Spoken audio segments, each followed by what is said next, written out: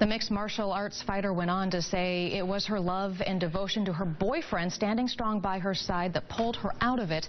That candid confession, though, certainly has people talking. Here to discuss the importance of mental health among athletes and really all of us, Wright State professor Dr. Jeffrey Allen. Thank you for being here. First and foremost, your reaction to what you just heard from Ronda Rousey.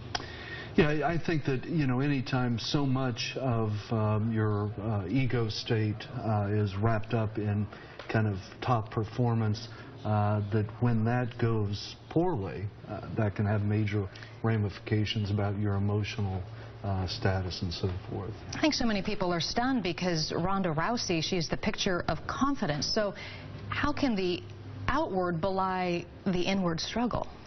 Yeah, again, I think that in some way, athletes at that elite level may be sort of setting themselves up because there's not necessarily a lot of things around their athletic stardom to really keep the ego afloat.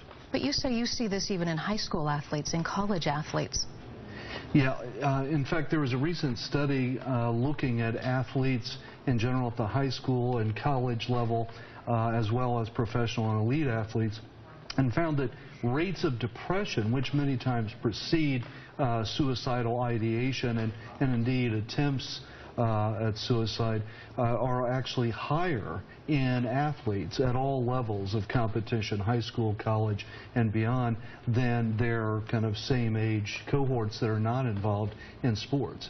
And it could be that any level of competition is sort of allowing them failure at a higher level than someone not involved in sports at all. In fact, there is some research suggesting that there is a very unique type of depression known as failure-based depression that athletes at all levels are particularly vulnerable towards. Well, I would imagine that could translate to not just athletes when you say failure-based. So what are ways to either for yourself recognize when you're in that dark spot, a loved one, maybe a child, a friend, a spouse?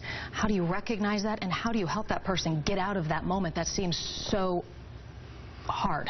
Yeah, well, I think actually the reference with this athlete on that she made on Ellen's show, I think is important relationships, and I think preempting especially kind of major competition events, and that's kind of what happened here, that so much was riding on that for Ronda, that I think being prepared for a loss at that point and having those that are supportive of you around you, having that ready to happen is very important. Okay, so finally, what are your recommendations? What's some help that we have here at home for folks? Maybe if you recognize that in yourself and you want to get some help with that, or a loved one. Well, I think, the first issue is, as it is with many mental health populations, is the issue of stigma. And there's a lot to suggest that coaches early on should really be screening for depression. If we're seeing, especially in elite athletes, levels of depression that are twice as high than in other non-athletic groups, we should be evaluating depression in the same way that we do preseason screenings of cognitive status, so that we're aware when a concussion results in a traumatic brain injury with loss. So in the same way in the preseason that folks are undergoing baseline testing for cognitive ability, they should be being screened for depression and other mental health issues. Anxiety is another issue that may be occurring in higher rates in athletes in general. Interesting stuff. Dr. Allen, Wright State University. Appreciate it. Very good.